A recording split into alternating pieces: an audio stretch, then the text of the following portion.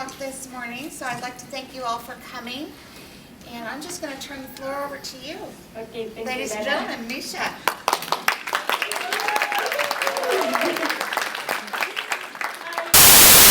I'm Misha. I would like to start by saying, sorry if I cry. It's a very emotional situation, as you all know. But thanks to Jean, I have a lot of tissues here. Well, I'm Misha. I was born with Arthrogryposis. Does anyone know what Arthrogryposis is? Raise your hand if you know what Arthrogryposis is. What I'm going to talk about now. That's good. Well, let's start at the beginning. That's me, looking very funny when I was probably about 2 months old. I am from Peru. I'm 31 years old, and when I was born, as many like you here, the doctors told my mom that I will never walk, that I will never live an independent life, that I will be probably living a very sad life. Well, they were very, very wrong. Yeah, I mean, I have a brilliant mother that is there.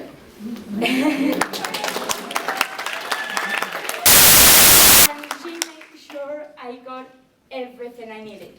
Everything from, clothing,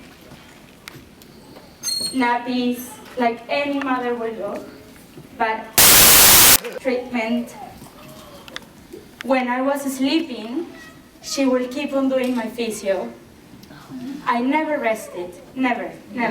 And when I slept, she didn't. She was there all of the time, working for me to be here in front of you, standing up, talking, smiling, and having a happy life. This is her. Oh. And that's me. I know, we look very similar. A lot of people, when they see that photo, they say like, who's that baby, Misha? That's me. That's the other one is my mom. As you might know, in Peru, it was really hard to get the diagnosis. We didn't know what it was until I was about a month old, and we went to New York. There, hoping that the expectations would be better, they weren't. They said she will never walk, she will never live an independent life. And my mom said, my daughter will dance when she's 15.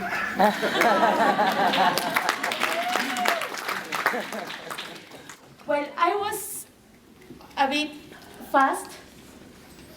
I was walking by age 3.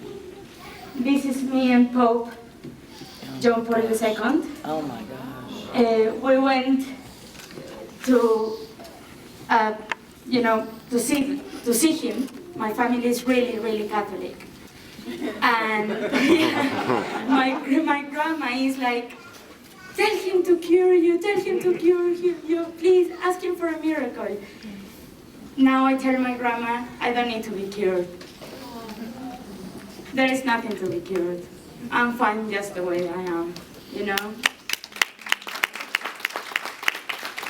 This is a very funny story actually, because the Pope was supposed to come out from the distance, but for security reasons, he came from the door, like I was sitting there, and he came from that door, and apparently he just passed in front of me, and he didn't look at me. So I started crying and saying, he didn't look at me, he ignored me, like a drama queen that I was. And apparently I started running behind him, with my braces, and I was like, and people was screaming, turn around, and he turned around, and that's a photo in the newspaper. About the dancing, I started at a young age. I didn't have to wait until I was 15. This is me in my first year of kindergarten. That's when I left home for the first time, you know, being away from my family on a daily basis.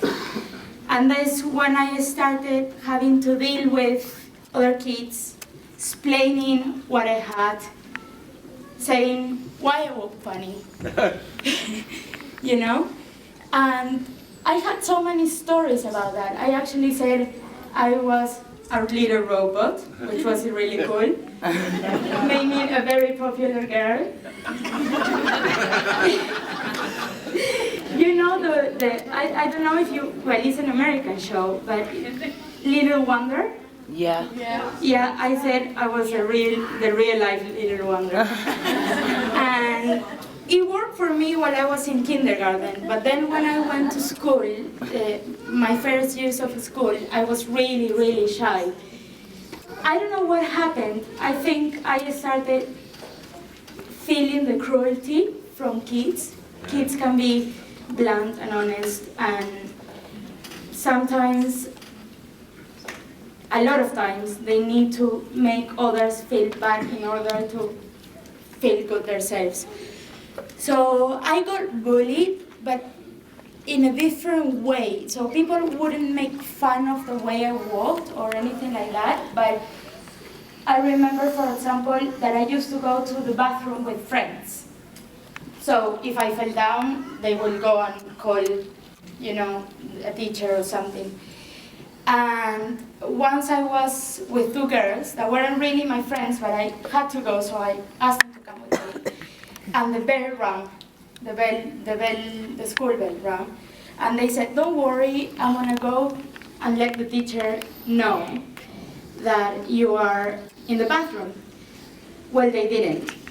I went back to the classroom and the teacher didn't have a better idea than scream at me in front of the whole class saying why I wasn't there, you know? And I saw these girls from at the back just looking at me and laughing, like, but with these really mean faces, like, haha, we did it to you, you know? It was, it's mean, but then I realized I think that was a change in my life. That's when I realized nobody's gonna stand up for me. Nobody's gonna go and tell a teacher I'm in the bathroom. I need to do it myself. And I need to tell people what is wrong with me so they will understand and get me. Because if you know what you have in front of you that you don't know, but then you get the information, you know it. It's not strange anymore. It's not different anymore. So for a long time, I introduced myself like, hi, I'm Misha, and I have this, I walk because of this. And if you feel sorry for me for the walk, the way I walk, don't, because I wasn't supposed to. I wasn't supposed to walk. I'm happy to be walking, you know, and nothing that you can say will take that away from me. Like the fact that I walk, that's pure joy. This is me in Cuba. When I was 10 years old, I had to have a surgery that nobody wanted to do in Peru. So my mom, being my mom, went and found a doctor that wanted to do it.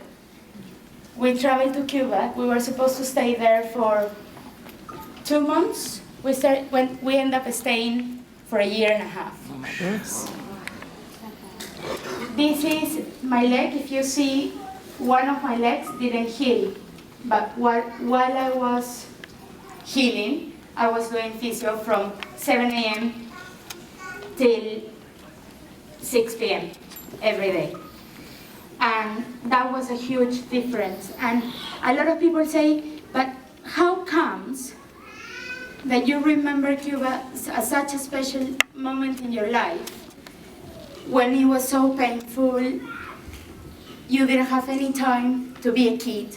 You know, you had to work on yourself all of the time, every day. Because this got me where I am. My arms changed in Cuba. If you see there, I don't know if you can see properly, but I had my arms kind of bended on top of the, I couldn't grip, you know, so it was like bended on top of the wood. Now I can hold your hand, lift my arms, you know, and this is where I think my mom and I got our bond. The fact that I saw her getting up every morning at 4 a.m. to cook me lunch, because in Cuba, literally, all there is rice and beans, every day. But I needed to have protein for my muscles. I needed to eat properly. I was exercising so much. I don't know where she got the meat from, really. I really don't know. Maybe she went hunting or something. But I had meat every day. This is us. This was my prom night, and this is a brilliant time in my life, because from when we come back from Cuba, I started going out more by myself, meeting my own friends. I didn't go back to school. I was homeschooled. So I needed to kind of get myself out there and get my own friends. And I got my friends from the neighborhood. I don't know is how you say it, but I had these brilliant friends called Patty, that to begin with, we didn't like each other. We looked at each other. I thought they were kind of looking at me and saying, you know, she walks funny, she judging me. Well, they were thinking the same. Apparently, I was giving them the look. You are not gonna be my friend. Who do you think you are? Well, those two girls were my maids of honor last year. And they mean so much to me, because I know you as parents, I'm talking to the parents now, you want to help your kids to do everything. But they need to be left on their own. They need to figure out how to do things. And this was a brilliant time for me, because they knew how much I could do really and how much I couldn't, my friends. So I couldn't go like, I went to my, please, can you do my button up? They would say, you can do it, you know? What are you doing? You're just lazy Misha. You know? And I actually, it was really good, because I started traveling by myself with my friends. I didn't want to ask them every time I left the bathroom to do my buttons up. So I learned how to do it. I stayed one day in bed, lying down, like, you know, trying to do my buttons. Now I do them myself. I put my shoes on, I dress myself, and I learned it all in that time, being a kid, being with my friends. It's hard as a parent to leave your kids on the real world, but that's when they learn how to deal with the real world. No? And even if they can't, they will figure out, or they will learn how to ask for help. Because that's really important. It's really important to learn how to say, hey, you know, excuse me, can you help me? I cannot do this. If you are there all of the time, your kids won't learn how to ask for help. No? This is me in Arizona. When I was 16, I decided I want to do an exchange program. I want to leave my family. I want to go and see the world. As you know, I'm from Peru. My mom got a bit, she going to Arizona to family, I don't know, for, you know, this long. Apparently there was trouble. Apparently nobody wanted to take me in as an exchange student because they were scared. What if I fell down? You know, they didn't want to deal with what I brought to their table. Luckily, an amazing family took me in, and that was the first time I was away from home completely, like for months. I had to do everything by myself because I didn't want to bother them. They decided to take me in. I was gonna respect that decision, you know? So I tried to stay as independent as I could. And that's when I found my love for traveling and my love for the US. I love your country. It loves you too. Stay here. I want to, take me in.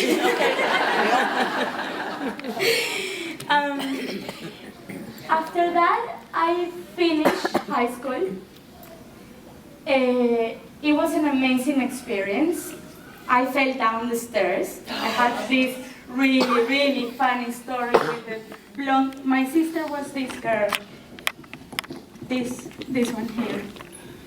And she was the nicest girl ever. And I always would say, Mary, you hate me. Just being like a drama queen. She was like, no, Misha, I really love you, you know?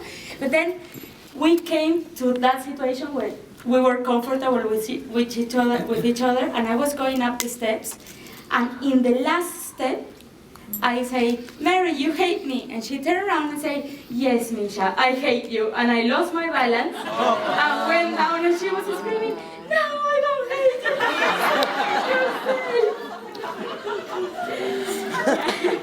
you. Well, that's a funny story. Luckily, nothing happened. I didn't break anything. She might have needed some therapy after that. You know, that's life. This is me in Machu Picchu. You know what Machu Picchu is? Yes. Yeah. To get there, I had to wake up at 4 a.m. and woke up. And I fell down a few times on my way there, but I got there. It was, I won't ever go back. I swear, you know. It's brilliant if you can go, but, you know, not for me anymore. Those steps, those Inca steps, you know, I don't want to deal with them. But I fell in love with Cusco. And I was 17 then. And I said to my mom, for my 18th birthday, I want to go and live in Cusco. I'm moving to Cusco. This time, I wasn't going to be protected by a family. This time, I was going on my own. I was going to share a house. I was going to do my washing. I was going to fall down and figure out how to get up, you know. But it's life. Who isn't scared to leave home, you know, when you are that age? But I did it. And this is my city in the world. And the funny thing is, it's a historic center, so it cannot be changed. And there is steps like this big, and then the next one is this. And it's just, here I learned that there is always a way. If you need to get to point A, and I want to get there, there will be other streets I can take. There will be always another road that I can take. And I learned it in the streets, and I learned it in my room, because by that time I used that adapter to put socks on, that I bet a lot of you use, and it broke. And this city is like really cold, and I had to go and eat. I woke up and I couldn't put my socks on. Nobody was in the house. I started 7 hours trying to put my socks on. 7 hours. I was hungry, I was cold. Nobody came back to the house, luckily, because since that day I put my own socks on. Here's how it works. You will figure it out. Like a friend says, when the cavalry is not coming, when you don't have help, you either have to go around or learn how to do it. This is me in Cusco again. I love horseback riding. And this is where I learned that I wanted to be free. I wanted to just be me, you know? I didn't want to have someone with me all of the time. If I wanted to go horseback riding, I would just get in a horse and ask for her to climb that thing, and you know. And then if I fell down in the middle, well, the horse will have to pick me up. You know? Pick it up.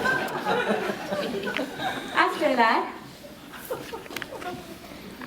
after Cusco, I fell in love. Not the first time. I fell in love the first time when I was probably 2. But all that I had been working on was destroyed by this relationship. It was my first serious relationship, if you want to call it that. This guy was really nice, but at the same time, really bad with me, really mean. I think even if he loved me very much, he was ashamed of me. So my friends decided that it was good for me to go to Vermont with him for a ski season. So I worked as a cashier.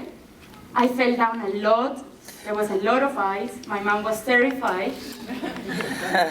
She was like, please, why there? Why not Florida, you know? A lot of times I would, like, you know, when people run in the snow and they make it look so easy, I go down and, you know, disappear inside the snow. I learned a lot of things. And, well, life being life, this happened. I survived the snow, but I was partying one night a little bit too hard, and I fell down the stairs and fractured my kneecap. It was a horrible time because I was getting away from home, from that situation that had brought me to Vermont, and I had to leave Vermont early. And all of this that I wanted was gone in a second. My mom had to fly over because AMC, you know, when you try to explain someone AMC, you have to get up, you can wear crutches. No, I can't. You know? Yeah, but everyone does. I'm not everyone. Go to the internet and try to Google arthrogryposis. My arms don't work that way. And so my mom, my hero, came again and saved me and took me home, and I went back to the situation with this guy, breaking up, going back together. Did another trip with my friends, and I met this guy.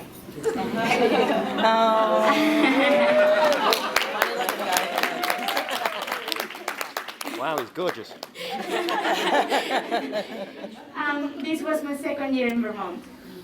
And we met, he's English, I'm Peruvian, and we met in this tiny village in the middle of nowhere. That's destiny. You know, it had to be, you know, there is no other word for it. Luckily, you know, in these ski seasons, a lot of people get together, but then when you have to go to your own countries, you just say bye-bye, I had a nice time, you know, nice to meet you. But he said, I'm coming to Peru with you. And we started traveling. We did backpacking for around 6 months. And then I said, I'm coming to England with you. And this is a saying that I love. Happy people don't have the best of everything. They just make the best of everything. And that's so true. As Ward says, you know, you all know Ward, the Scarman.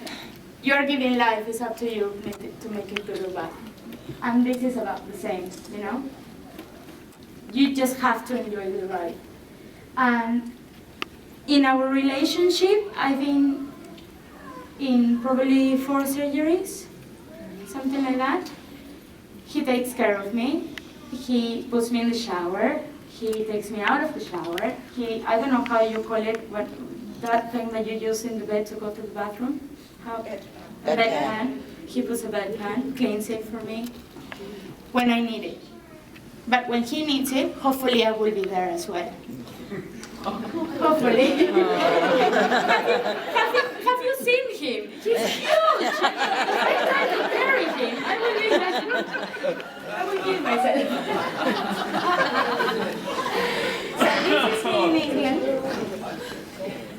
And this is another quote. I love quotes. I don't know if you can read it, but I will read it for you. The moment is now. Not tomorrow, or yesterday, or Sunday. Right now, right here, this is your moment to shine. You need to live today. There is no tomorrow I will see if I leave my parents' house. Tomorrow I see if I learn to put my socks on. Tomorrow I will go and, I don't know, study at college. Oh, I walked so much better when I was younger. No, you are here, you are today. You have to enjoy your life. This is me in Barcelona. I did my master's degree there. Thankfully, he followed me as well. I think he just likes traveling, really. It's not, it's not so much the love for me, it's the love for traveling. He just follows me. We lived there for a year, and it was wonderful. But at the end, we thought that it was going to come to an end, you know. I stopped my travels, I had to go back to Peru. He was supposed to go back to England, but by this time we had been living together for 3 years. So there was no going back, so we decided to move to Peru, and obviously he's here, so when we went back to Peru, I started working and life was just going on, and a TV channel called me to do an interview. And I decided to start researching on arthrogryposis, because before I really didn't need, I might cry now, sorry. Before I didn't need, as I was telling Annie, I didn't need to know about arthrogryposis, but I didn't know what support was. You know, I never met someone with my own condition. Before I was 28, this was the first time. This is actually as I got into the conference and I saw Amanda, Dale, and it was amazing. You can see my face there. I'm like, the conference was amazing. The first conference was amazing. I don't realize how I walk. I don't feel how I walk, you know. I know I move like this, but I think I walk like anyone in the street. No. Except for when I look at myself in the mirror. But this time, I was looking at kids move their arms, and I was recognizing myself in someone else.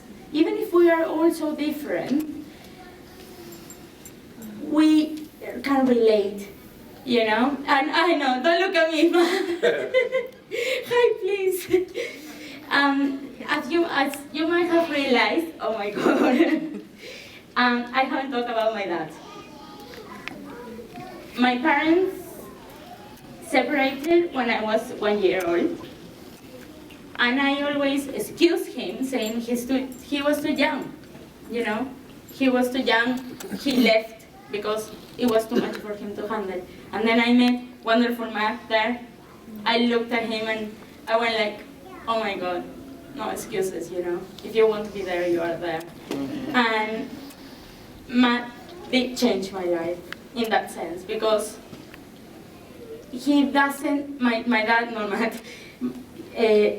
my dad doesn't deserve my excuses, you know. He doesn't deserve me supporting him for what he did, you know. And that happened 4 years ago, and it has taken a huge weight off my chest. And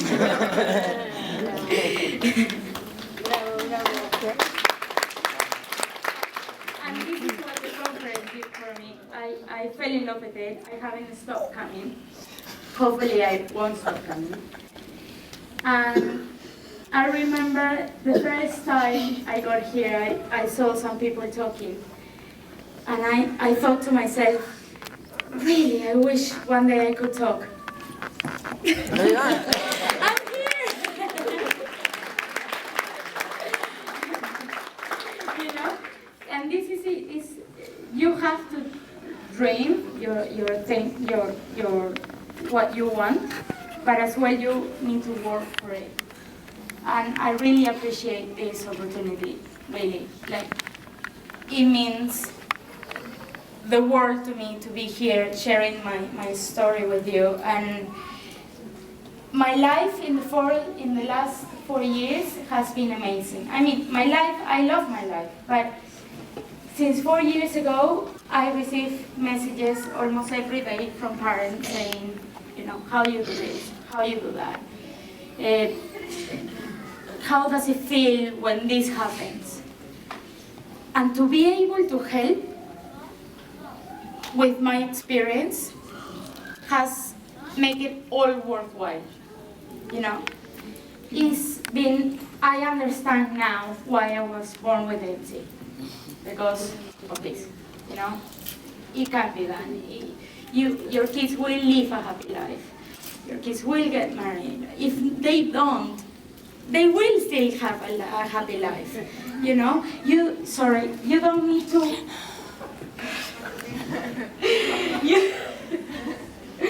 You don't need to walk or you know, use crutches. You just do your own thing. You are fine just the way you are. Work hard, because the more you work, the better life you will have. You know, the better you will feel with yourself. I did my best. I did try. I tried everything I could, and this is where I'm at. And I'm happy with myself. And learn that it's okay. It's okay to be different. It's okay to stand out. It's okay. You are beautiful, you know? Take your legs out. Show them. As I wrote a few years ago in my blog, pretty girls are all over. I mean, I'm not saying that we are not pretty, but they are all over, you know? Your legs, your scars will tell one hell of a story. Oh.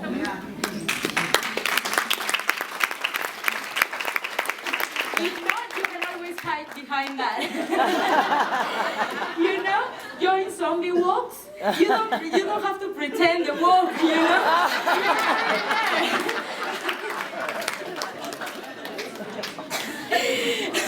This is just a bit of a joke. But they were like, don't you get tired of walking like that? No, I'm brilliant, right? I should join the film. Well, this happened last year.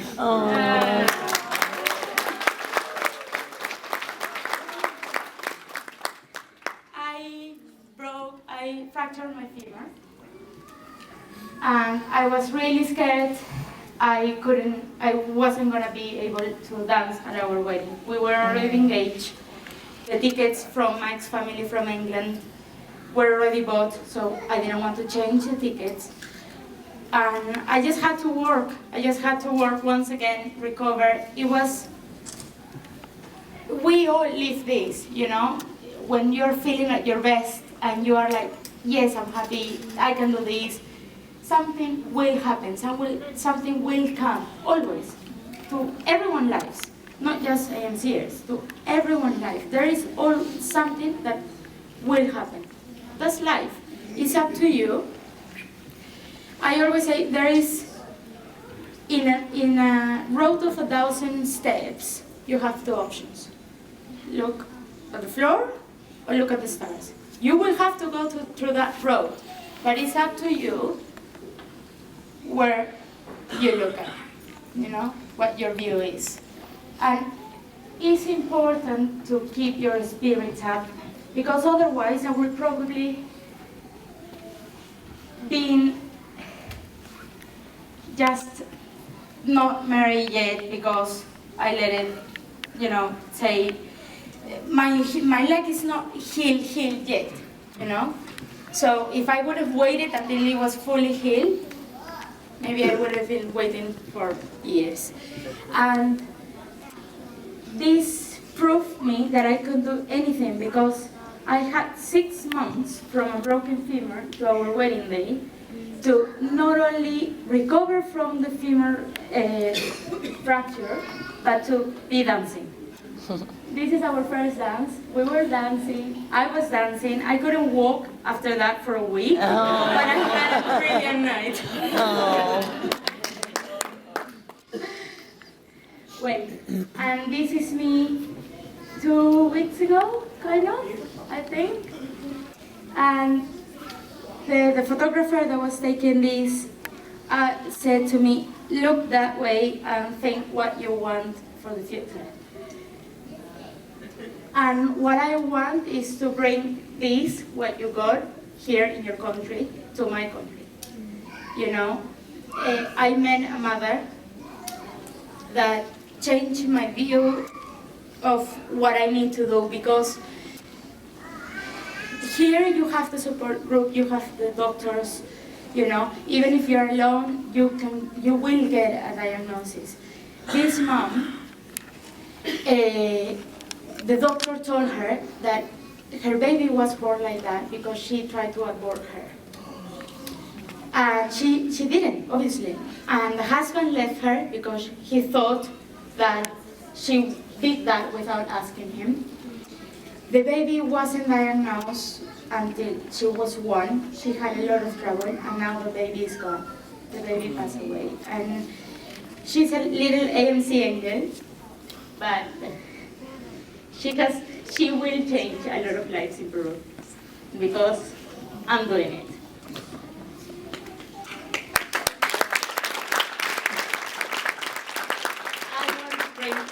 I want to bring what you guys have here, there. And thank you for being my family.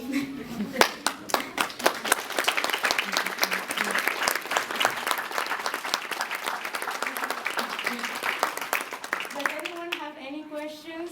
You can ask anything you want. I will be completely honest. Like anything. Don't be afraid. I won't. Yes? How did you learn to get your socks on? I showed. Jin is not here. I was doing a demonstration yesterday at the bar. I can do it at the table if you want. If you come and meet me later, I can show you how I do it. But it will be funny because I will have a line now. But I have to be sitting down with my legs to one side. I will show you later. I should have done a video. Next time. Next year. Really. Anyone else? She had a question. You had it. Oh, yeah, I was wondering, can I give you a hug?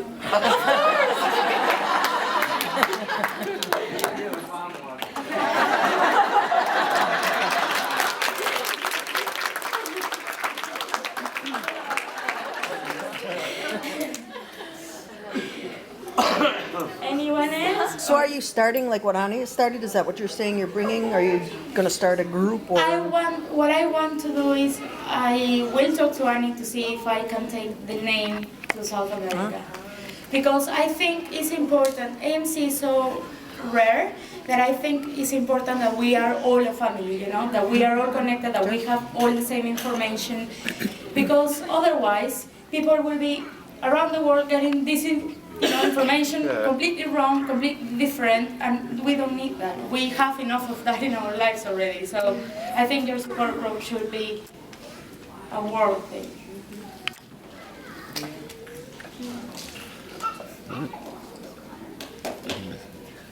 Well, this is it. Thank you very much.